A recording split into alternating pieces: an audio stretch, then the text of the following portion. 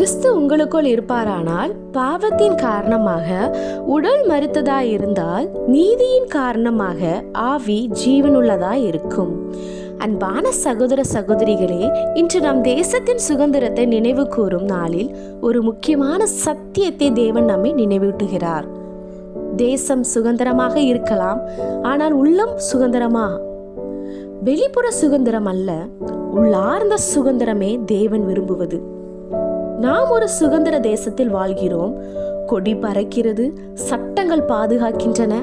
ஆனால் பலர் பாவத்தின் அடிமைத்தனத்தின் வேதனையின் சங்கிலியில் இன்னும் சிக்கியிருக்கிறார்கள். தேச சுதந்திரம் மனிதன் கொடுப்பது, உள்ளார்ந்த சுதந்திரம் கிறிஸ்து கொடுப்பது. கிறிஸ்து உங்களுக்குள் இருப்பாரானால் எல்லாம் இங்குதான். இந்த வசனம் நீ சபைக்கு போறியான்னு கேட்கல, நீ மதம் பின்பற்றியானும் கேட்கல. ஆனா கேட்கிறது, கிறிஸ்து உங்களுக்குள் இருக்கிறாரா?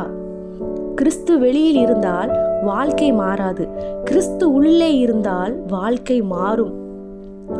உடல் மரித்ததா இருந்தாலும் நம்பிக்கை முடிவடைவதில்லை. வசனம் சொல்கிறது, பாவத்தின் காரணமாக உடல் மரித்ததா இருந்தாலும், அதாவது நோய் இருக்கலாம், பலவீனம் இருக்கலாம், வயது இருக்கலாம், மனிதர் கைவிட்டு இருக்கலாம், ஆனால் அது முடிவு இல்லை.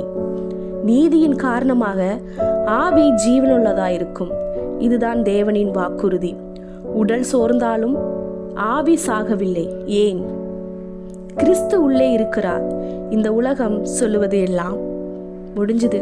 தேவன் சொல்லுவது, இன்னும் நான் உன்னோடு இருக்கிறேன், உன்னுள் ஜீவன் இருக்கிறது. கிறிஸ்து உள்ளே இருந்தால் நம் தேசத்திற்கு ஆசீர்வாதமாக மாறும். உள்ளம் மாற்றப்பட்ட மனிதன் குடும்பத்தை மாற்றுவான், சமுதாயத்தை மாற்றுவான், தேசத்தை மாற்றுவான். ஆவியில் உயிருள்ள மக்கள் தேசத்தின் உண்மையான பலம். அன்புள்ளவர்களே, இன்று தேசத்தின் சுதந்திரத்தை கொண்டாடும் இந்த நாளில் தேவன் ஒரு கேள்வி கேட்கிறார். கிறிஸ்து உங்களுக்குள் இருக்கிறாரா? இருந்தால் பயமுடையும், பாவமுடையும், வேதனையுடையும். தேச சுதந்திரம் இருக்கலாம், ஆனால் கிறிஸ்து உள்ளே இருந்தால்தான் மனிதன் உண்மையிலே சுதந்திரன்.